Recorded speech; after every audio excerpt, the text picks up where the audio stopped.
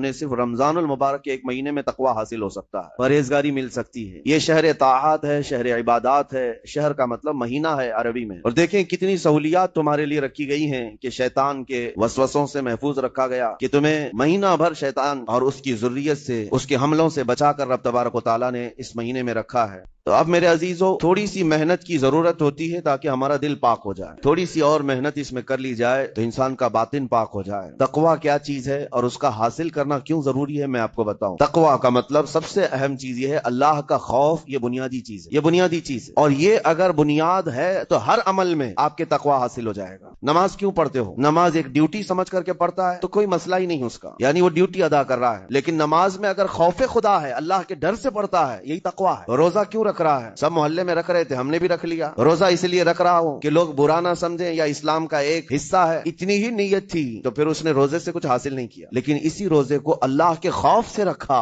یہی تقوی ہے۔ تو خوف خدا، اللہ کا خوف آ جانا ہر عمل میں، یہی تقوی ہے۔ اور اگر یہ چیز نہیں ہے تو انسان بہت بڑے بڑے گناہ بھی کر جاتا ہے، اسے ڈر نہیں لگتا۔ روزہ چھوڑ دیا، اسے کوئی خوف ہی نہیں ہے، بلکہ دھڑلے سے لوگوں کے سامنے کہتا بھی پھر رہا ہو کہ مجھے یہ سب چیزوں میں وشواس نہیں، یقین نہیں ہے۔ یہ باتیں اس زبان سے آتی ہیں جس کے ہاں اللہ کا خوف ہے ہی نہیں، اللہ کا ڈر نہیں۔ اسی لیے قرآن میں اللہ نے فرمایا لعلکم تتقون، تم پر روزے اللہ نے فرض کیے ہیں تاکہ تمہیں تقوی مل جائے، اللہ کا خوف۔ اور یہ کتنی اہم چیز ہے میں آپ کو بتاؤں، خوف خدا۔ خوف خدا کا مطلب کہ اللہ کا ڈر، اللہ کا خوف، یہ تمہاری پوری باڈی کو صحیح کرتا ہے، اندر سے بھی باہر سے۔ خوف خدا، تم ہر قدم پر اگر یہ سوچتے ہو کہ میرا رب مجھے دیکھ رہا ہے، جیسے کہ آپ کو پتا ہے حدیث پاک میں حضور صلی اللہ تعالی علیہ وسلم سے پوچھا بھی گیا احسان کیا ہے، یعنی نیکی کس کو کہتے ہیں؟ حضور نے فرمایا تم نماز ایسی پڑھو یا عبادت ایسے کرو جیسے تم اللہ کو دیکھ رہے ہو، اور اگر یہ نہیں ہو سکتا تم سے تو اتنا احساس تو رہے کہ اللہ تمہیں دیکھ رہا ہے، تو ہر عمل میں تمہارے یہ سوچ آئے کہ مجھے میرا رب دیکھ رہا ہے، تمہارے قدم سنبھل جائیں گے۔ آج آپ مسجد میں بیٹھے ہیں، ادب سے بیٹھے ہیں، حالانکہ ایک آدھے گھنٹے کے بعد جسم کو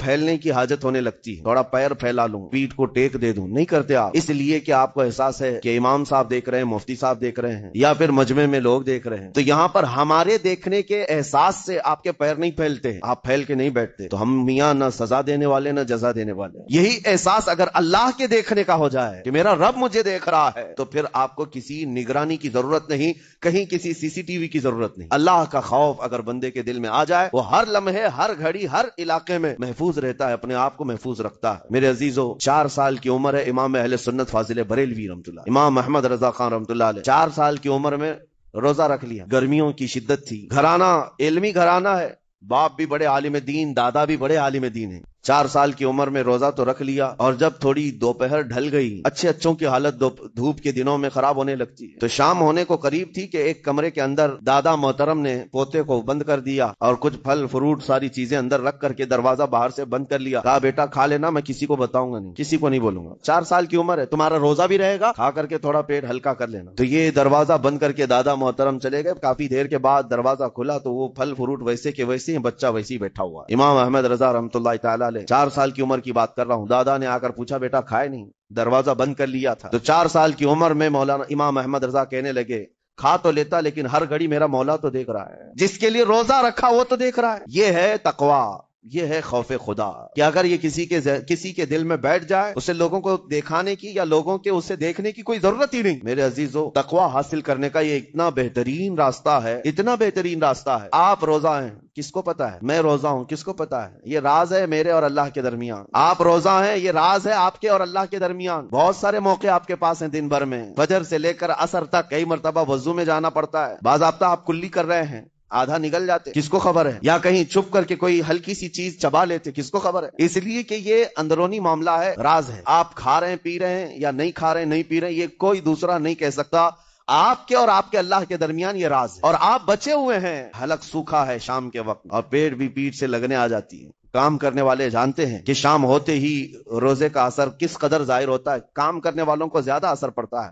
اے سی میں سونے والوں کو روزہ کہاں پتہ چلتا ہے، لیکن اس وقت بھی وہ نہ پانی کا ایک قطرہ حلق میں ڈالنا چاہتا ہے، نہ کوئی چیز چھپ کر کے چبانا چاہتا ہے۔ مجھے بتاؤ میرے عزیزو، کیوں اپنے آپ پر یہ تکلیف اور اپنے آپ پر یہ زیادتی کر رہے ہو؟ آپ کو اندازہ ہوتا ہے یہ میں زیادتی نہیں کر رہا، نہ ہی اپنے آپ کو تکلیف میں ڈال رہا ہوں، یہ میرے رب کی رضا ہے، میں اسی پر قائم ہوں۔ اسی لیے فرمایا گیا کہ جب افطاری کا دسترخوان بچھتا ہے اور پہلے ہی آ کر کے لوگ بیٹھتے ہیں، اور یہ سنت بھی ہے، ایسے نہیں کہ بھاگتے بھاگتے آپ آئے، وقت ہوا، کھجور لیے اور کھا گئے۔ افطاری کے وقت سے تھوڑی دیر پہلے بیٹھ جاؤ، تمہارے دسترخوان پر نعمتیں رکھی ہوئی ہیں، پھل بھی ہیں، میوہ جات بھی ہیں، کچھ کھانے پینے کی چیزیں بھی ہیں، ٹھنڈا شربت بھی ہے، دیکھتے ہوئے بیٹھے ہیں آپ، لیکن ہاتھ نہیں لگاتے۔ انتظار ہے وقت کا کہ ادھر سورج کے غروب ہونا ہے اور میری افطار ہونی ہے، اعلان سنتے ہیں، اذان سنتے ہیں، اس کے بعد آپ اٹھاتے ہیں، لیکن اتنی دیر تک آپ خاموش بیٹھے ہیں دسترخوان کے پاس، سارے لوگ دیکھتے رہتے۔ یہ وہ منظر ہے جس کو فرمایا گیا رب ذوالجلال بھی اپنے بندوں کو دیکھ رہا ہے، رب تبارک و تعالیٰ بھی دیکھ رہا ہے اپنے بندوں کو، اور سارے فرشتوں کو بلا کر میرا مولا اعلان فرماتا ہے یہ میرے بندے ہیں، دیکھو یہ شام کا وقت ہے، ان کے حلق سوکھ چکے ہیں، ان کے پیٹ میں بھوک کی شدت ہے اور ان کے سامنے اچھی نعمتیں پڑی ہوئی ہیں، اے فرشتوں دیکھو میرے ان بندوں میں سے کوئی بھی ان نعمتوں کو ہاتھ نہیں لگاتا،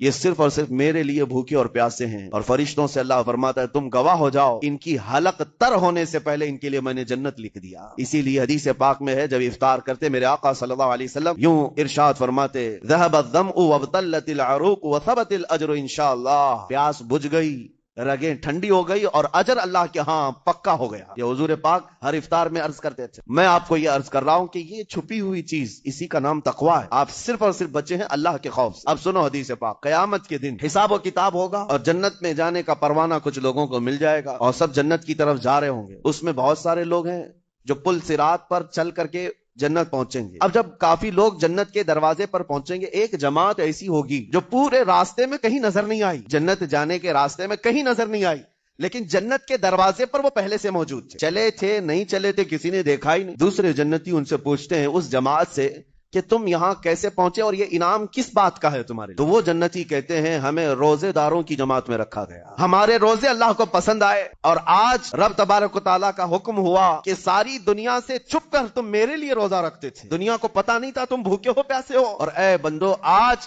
سارے لوگوں کی نظروں سے چھپا کر میں تمہیں جنت پہنچاؤں گا۔ وہ ایک جماعت ایسی ہے جو راستے بھر چلتی ہوئی نظر تو نہیں آئی لیکن جنت میں پہنچ گئی، وہ روزے داروں کی ہے۔ آج یہ تقوی حاصل کرنے کا سب سے بہترین راستہ، اور تقوی کیوں ضروری ہے؟ اب آپ کے روزے سے کچھ حاصل ہوا نہیں ہوا آپ کو دیکھنا بھی ہے، یہ نہیں کہ کیلنڈر کی طرح گنتے جاؤ، 1 ہو گیا، 2 ہو گئے، 3 ہو گئے، ہوتے جائیں گے، یہ دن تو چلتے رہتے ہیں، گنتے گنتے 20 بھی ہو جائیں گے، 25 بھی ہو جائیں گے، 30 بھی ہو جائیں گے۔ روزے گننے کا حکم نہیں، اپنے آپ کو سرچ کرو اور پھر تھوڑی سی ورزش کرنے کے بعد بندہ ویٹ تول کر کے دیکھتا ہے کم ہوا گھٹا ہے کہ بڑا، ہر دن دیکھتا رہتا ہے۔ ہاں، ورزش کرنے کے بعد پھر ناپ کر کے دیکھتا ہے میرے جسم کا وزن کتنا گھٹا کتنا بڑا، ویٹ گین کرنے والے ویٹ لاس کرنے والے دونوں بھی برابر چیک کرتے رہتے ہیں۔ روزہ رکھنے کے بعد تمہیں خود کو بھی چیک کرنا چاہیے کہ میرے اندر اب تبدیلی آئی یا نہیں آئی۔ ایک روزہ رکھا اور پھر رات کو تراویح میں کھڑا ہوا، میرے اندر بدلاؤ کتنا ہے؟ کیا اب اللہ کی آیات قرآن کی سنتا ہوں میرے آنکھوں سے آنسو آ جاتے ہیں؟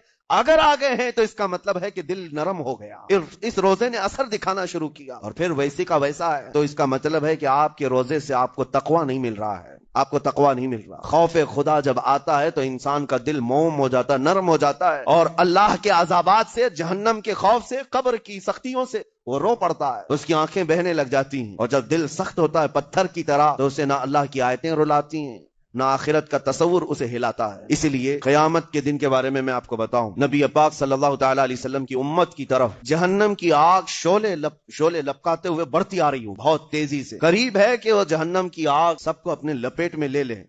وہاں کھڑے ہوئے بہت سارے لوگ اپنے اپنے اعمال کا صدقہ پیش کرنے لگے، حاجی اپنے حج پیش کر رہے ہیں، نمازی اپنے نماز، روزے دار اپنے روزے کے، جہنم ہماری یہ نیکیوں کا صدقہ رک جا۔ جہنم کی آگ بڑھتی چلی آئی، بڑھ رہی تھی۔ جبرائیل امین علیہ الصلوۃ والتسلیم حاضر ہوتے ہیں بارگاہ مصطفیٰ صلی اللہ علیہ وسلم میں، ایک پانی کا پیالہ انہوں نے پیش کیا اور کہا یا رسول اللہ صلی اللہ علیہ وسلم یہ پانی آپ اس آگ پر چھڑک دیں۔ نبی پاک صلی اللہ تعالی علیہ وسلم نے وہ پانی اس آگ کی طرف پھینکا تو آگ دور چلی گئی، جو جہنم کی آگ اچانک بجھ گئی، کافی دور چلی گئی جو امت کی طرف لپک رہی۔ رسول رحمت صلی اللہ تعالی علیہ وسلم نے پوچھا جبرائیل سے یہ اتنا اثردار پانی ہے کون سا؟ یہ جبرائیل امین عرض کرتے ہیں یا رسول اللہ یہ آپ کے ان امتیوں کے آنسوؤں کا پانی ہے جو رات کھڑے ہو کر اپنے رب کے خوف سے رویا کرتے تھے، وہ اللہ کے خوف سے تھر تھراتے تھے، ڈر کر کے ان کے آنکھوں سے جو آنسو آتے۔ جبرائیل امین کہتے ہیں میں نے وہ آنسو جمع کر رکھے تھے اور وہ آج میں نے آپ کے سامنے پیش کیا. ایک آنسو کا قطرہ جہنم کی آگ بجھانے کے لیے کافی ہے. موتی سمجھ کے شان کریمی نے چن لیے قطرے جو گرے تھے عرق انفعال کے. عزیزان گرام وقار، یہی وہ تقوی ہے، یہی وہ خوف خدا ہے جس کے متعلق اللہ قرآن میں فرماتا ہے لعلکم تتقون، تاکہ تمہیں تقوی مل جائے. اسی لیے روزے رکھے گئے، روزے فرض کیے گئے. تمہارا دل اگر سخت کا سخت ہی رہ گیا تو روزے اثر نہیں کر رہے، روزے اثر نہیں کر رہے. اور ظاہر سی بات ہے، کاموں میں برکت نیت سے ہوتی ہے. کسی بھی عمل میں برکت اچھی نیت سے ہوتی ہے. اگر کوئی روزہ اس لیے رکھ رہا ہے، جیسے بہت سارے فائدے گنائے جاتے ہیں نا، روزہ رکھنے سے کینسر نہیں ہوتا، روزہ رکھنے سے جسم کے فاسد مادے ختم ہو جاتے ہیں، نکل جاتے ہیں. ڈاکٹرز بھی مشورہ دیتے ہیں مہینے میں ایک مرتبہ، ہفتے میں ایک مرتبہ باڈی کو فری چھوڑنا چاہیے. تو یہ تو جسمانی فائدے تو رکھے گئے ہیں، لیکن اگر تم روزہ اس نیت سے رکھ رہے ہو کہ میری باڈی صحیح ہوتی رہے، تو گویا کہ تم تو اپنی دنیاوی غرض سے روزہ رکھ رہے. یہ فائدے تو ملنا ہی ملنا ہے، یہ فائدے یوں بھی ملیں گے اللہ تعالیٰ کی طرف سے آپ کو، لیکن نیت وہ نہیں. روزہ رکھنے کی نیت یہ ہو کہ میرا رب مجھ سے راضی ہو جائے اور مجھے رب تبارک و تعالیٰ کا خوف اور تقوی حاصل ہو جائے. نیت میں برکت ہے، اور جن کاموں کو آپ اچھی نیت سے کریں گے اسی طرح ان کاموں میں اثر بھی پیدا ہوگا. روزہ رکھنے سے پہلے آج نیت یہی کریں کہ مولا تعالیٰ یہ روزہ میرے تمام برے اعمال کے لیے کفارہ ہو جائے، یہ ڈھال بن جائے. جانتے ہیں آپ، اپنے نفس امارہ کو روکنے کا سب سے بہترین آلہ بھوک ہے. بھوک، جتنا آدمی بھوک کے ذریعے سے اپنے نفس کو مار سکتا ہے، دوسری کوئی چیز نہیں. آپ دیکھیں اس رمضان المبارک میں بہت ساری حلال چیزیں آپ کو حرام کر دی گئی، یعنی سحری سے لے کر افطاری تک. میں یہ نہیں کہہ رہا کہ شراب پینا حرام ہے، نشہ کرنا حرام ہے، وہ تو پوری زندگی بھر حرام ہے. لیکن آپ کو چاول روٹی تو حلال ہے نا، سبزے سیب پھل فروٹ تو حلال ہے، لیکن یہ حلال چیزیں بھی اللہ نے آپ پر حرام رکھی ہیں، روزے کے عالم میں نہیں کھا سکتے. سحری سے لے کر افطار تک یہ حلال لقمے، پانی تو حلال ہے، پاک ہے، لیکن آپ کے لیے روزے کے عالم میں حرام ہے. اسی طرح شادی شدہ مرد اپنی عورت کے ساتھ زندگی بھر کبھی بھی جمع کر سکتا ہے، رات میں سو سکتا ہے، لیکن حالت روزہ میں وہ حلال کام بھی حرام ہے. حلال کام بھی حرام ہے، اپنی عورت سے جمع کرنا حالت روزہ میں کیوں روکا گیا؟ کھانا پینا بھی حلال تھا، عورتوں کے ساتھ شباشی بھی حلال تھی، لیکن روزے کے عالم میں ان حلال چیزوں کو روکا گیا. تو آپ سوچ سکتے ہیں اس چیز کو، سوچ سکتے. وجہ یہ ہے کہ حلال چیزوں سے آپ کو روک کر بڑے حرام چیزوں سے بچانا مقصود ہے. آج اگر اپنے آپ میں اتنا کنٹرول کر لے جاؤ کہ چند حلال چیزوں سے دن بھر بچ سکتے ہو، انشاءاللہ رمضان کے بعد بڑی حرام چیزوں سے بھی اللہ آپ کو محفوظ رکھے گا. میرے عزیزو، برا ہے ان لوگوں کا، برا ہے ان لوگوں کا، برا ہے ان لوگوں کا جن کو میرے آقا صلی اللہ تعالی علیہ وسلم نے دعائے ہلاکت فرمائی. اس سے بدنصیب کوئی ہو سکتا ہے جن کے لیے رسول رحمت صلی اللہ تعالی علیہ وسلم کی دعائے ہلاکت ہوئی ہو؟ حضور صلی اللہ تعالی علیہ وسلم ایک دن مسجد نبوی شریف میں تشریف لے جا رہے تھے. ممبر پر آپ نے قدم رکھا، آمین کہا. پھر دوسرے زینے پر قدم رکھا، آمین کہا. تیسرے زینے پر قدم رکھا، آمین کہا. خطبہ مکمل کیا. صحابہ نے پوچھا، یا رسول اللہ صلی اللہ علیہ وسلم، ہر زینے پر آپ قدم رکھتے ہوئے آمین کس لیے کہہ رہے تھے؟ سنو، رسول پاک صلی اللہ علیہ وسلم ارشاد فرماتے ہیں کہ میں جب پہلے زینے پر قدم رکھا تو سید الملائکہ جبرائیل امین آئے اور دعا کرنے لگے. کیا دعا کیا؟ یوں کہا، یا رسول اللہ صلی اللہ علیہ وسلم، وہ شخص ہلاک و برباد ہو جائے جو آپ کا نام سنے اور پھر اس کے بعد درود نہ بھیجے. حضور فرماتے میں نے آمین کہا. حضور کا نام سنتے ہی آپ کی زبانوں پر درود آ جانا چاہیے. اللہم صلی علی سیدنا محمد وآلہ وصحبہ وبارک وسلم. میرے آقا فرماتے ہیں دوسرے زینے پر قدم رکھا تو جبرائیل امین نے یوں کہا، یا رسول اللہ صلی اللہ علیہ وسلم، وہ شخص ہلاک و برباد ہو جائے جو زندگی میں اپنے ماں اور باپ میں سے کسی ایک کے بڑھاپے کو پایا اور ان کی خدمت کر کے جنت نہیں حاصل کر سکا بلکہ ان کو ایسے ہی چھوڑے رکھا، ایسا شخص برباد ہو جائے. حضور فرماتے میں نے آمین کہا. پھر جبرائیل امین نے کہا. تیسرے زینے پر قدم رکھتے ہی میرے آقا فرماتے ہیں جبرائیل نے یوں دعا کی کہ اے اللہ کے رسول، وہ شخص ہلاک و برباد ہو جائے جو رمضان کا مہینہ پایا لیکن اس کا ادب نہیں کر سکا، اس کا احترام نہیں کر سکا. حضور فرماتے میں نے اس پر بھی آمین کہا. جس کی ہلاکت کے لیے جبرائیل امین دعا کر رہے ہو اور اس دعا پر سید الانبیاء آمین کہہ رہے ہو، ایسے شخص کی بربادی کا کیا انجام ہو سکتا ہے؟ وہ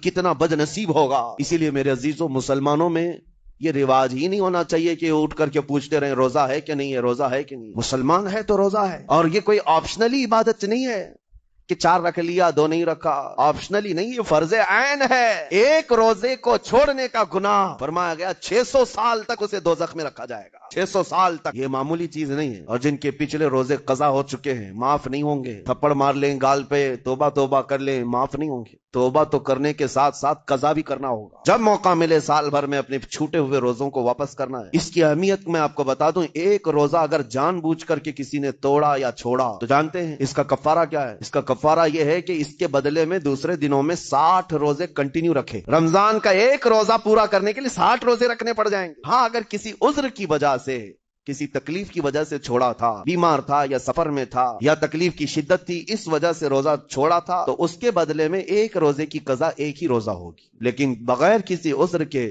شہوت کی وجہ سے، نفس پرستی کی وجہ سے توڑا تھا یا چھوڑا تھا، تو پھر 60 روزے رکھنے پڑ جائیں گے۔ اس سے اندازہ ہوتا ہے کہ ایک روزے کی اہمیت کیا ہے رمضان کی۔ اسی لیے میرے عزیزو، یہ روزے آسان ہیں، روزے آسان ہیں، اس کو رکھ لو، اس کی جزا بہت بڑی ہے، اس کی جزا بہت بڑی ہے۔ ویسے بھی آپ دوسرے دنوں میں لیٹ ناشتہ کرنے کے بھی عادی ہیں، ممبئی والوں کا تو حال یہی ہے، 12 بجے کے بعد 1 بجے 2 بجے تو ان کے ناشتے ہوتے ہیں، دوپہر کا کھانا تو شام 5 بجے ہو رہا ہوتا ہے، بس وہ ناشتہ اسکپ کرنا ہے، دوپہر کے کھانے جو آپ کے ہوتے ہیں اس سے اور تھوڑا ایکسٹینڈ کر لیں تو افطاری کا وقت آ جاتا ہے۔ کوئی بہت بڑی دقت کی بات نہیں، کوئی بہت بڑے بوجھ کی بات نہیں، آسان ہے۔ آج الحمدللہ ہمارے 5 سال 6 سال کے بچے روزہ رکھ لیتے ہیں، تو بڑوں کو تو اللہ نے جو طاقت عطا کی ہے، روزہ ہرگز ترک مت کرو۔ لیکن ساتھ میں آج یہ میسج ضرور دوں گا، نیت یہ کرو کہ مجھے تقوی مل جائے، مجھے پرہیزگاری مل جائے، اور یہ آپ کو خود چیک کرنا ہوگا۔ روزانہ رات کو نماز میں کھڑے ہو جاؤ تراویح کے، دیکھو کہ کتنی تبدیلی آ رہی ہے۔ آج میں نے روزہ افطار کیا، میرے اندر بدلاؤ آیا کہ نہیں آیا؟ اور اگر نہیں آ رہا ہے، کوئی تبدیلی نہیں آ رہی ہے، تو اس کا مطلب ہے آپ تقویٰ نہیں حاصل کر رہے، آپ تو روز مرہ کی روٹین پر چل رہے ہو۔ روٹین پر چلنے کا مطلب یہ روزہ نہیں ہے۔ روزہ تقویٰ دے کر جاتا ہے بندے کو،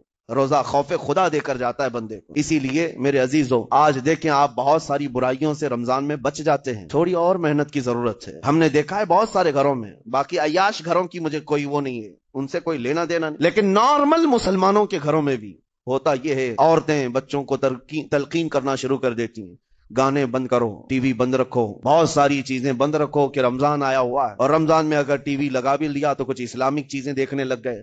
ماحول تم نے خود ہی بدلا ہے اپنے گھر میں، کچھ چیزوں کو آپ نے بدلا ہے اور کچھ چیزوں کا ادب آپ نے کرنا شروع کیا ہے۔ اسی کو اور تھوڑی سی محنت کے ساتھ بڑھا لیا جائے، قسم رب ذوالجلال کی ہر برائی رمضان میں ہی آپ سے ختم ہو جائے۔ جس کی کوئی چیز چھوڑنے پر نہیں چھوٹتی ہے، وہ رمضان میں کر کے دیکھ لے، اللہ کی بارگاہ میں یاد کرے کہ مولا دن بھر میں تیری رضا کے لیے بچ رہا ہوں، مجھے میری باقی زندگی میں ان گناہوں سے بچا لے۔ وہ رحمان ہے، جب وہ تمہیں اس کے بدلے میں جنت دیتا ہے تو یہاں برائیاں کیوں نہیں چھڑواتا؟ یقیناً وہ برائیوں کو تم سے دور کرے گا۔ قرآن کا فرمان عالی شان، لعلکم تتقون، اسی پر میں نے آپ کے سامنے بات رکھی ہے۔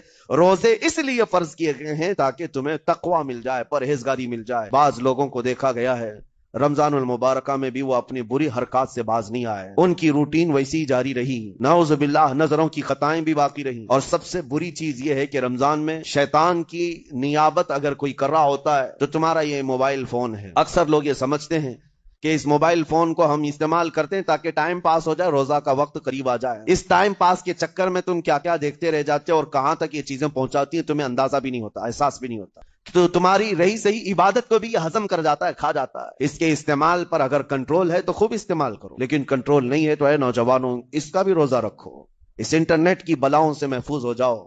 اس لیے کہ بہتوں کو میں نے دیکھا ہے، ان کے دن بھر اور رات بھر رمضان میں سوشل نیٹ ورکس پر مصروفیت ویسی کی ویسی ہے جیسے دوسرے دنوں میں تھی۔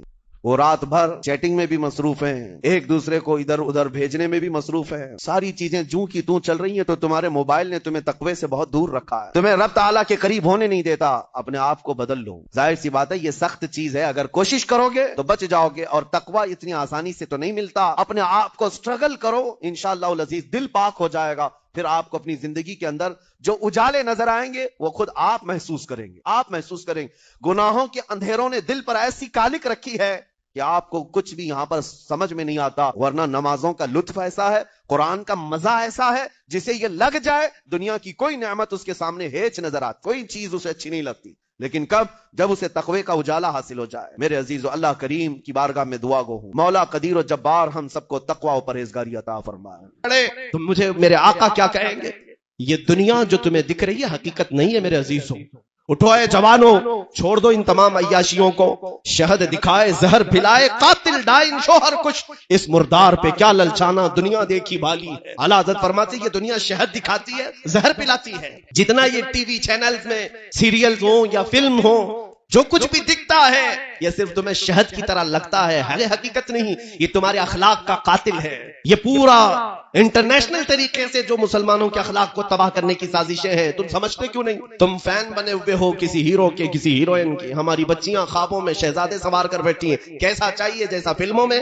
نوجوان لڑکا یہی سوچ کر بیٹھا ہے کہ مجھے فلموں جیسی عورت چاہیے۔ تم مصطفیٰ کریم کے غلام ہو، کبھی یہ کیوں نہیں سوچا کہ مجھے اگر نکاح میں چاہیے تو فاطمہ کی کنیز چاہیے؟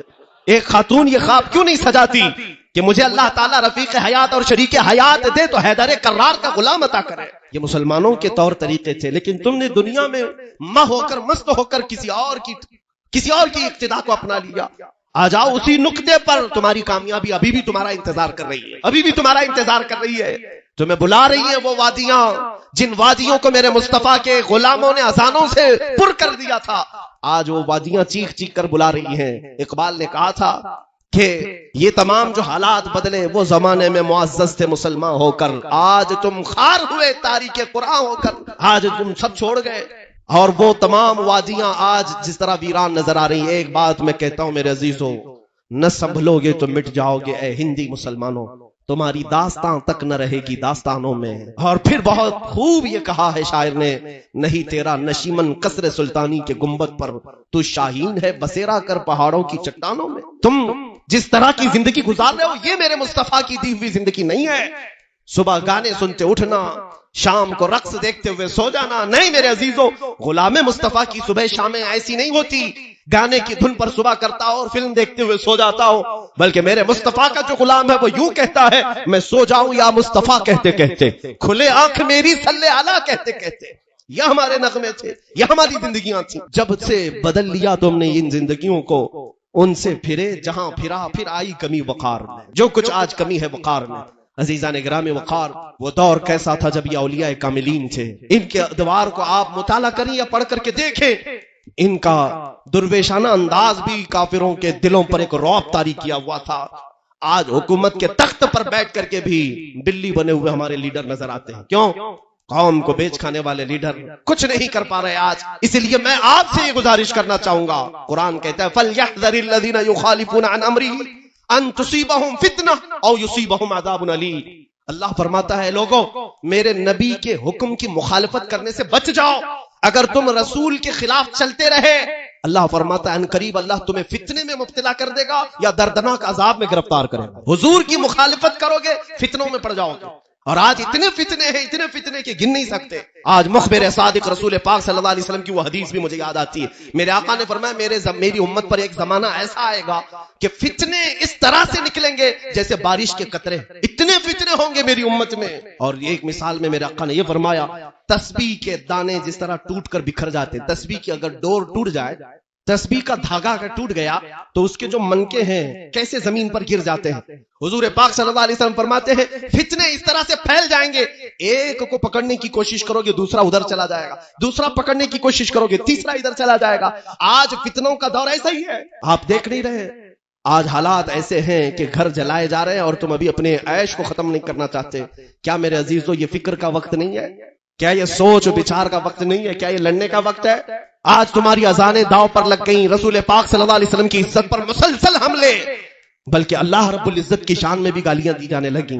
ہندوستان کا مظلوم اگر کوئی طبقہ ہے تو ہم ہیں.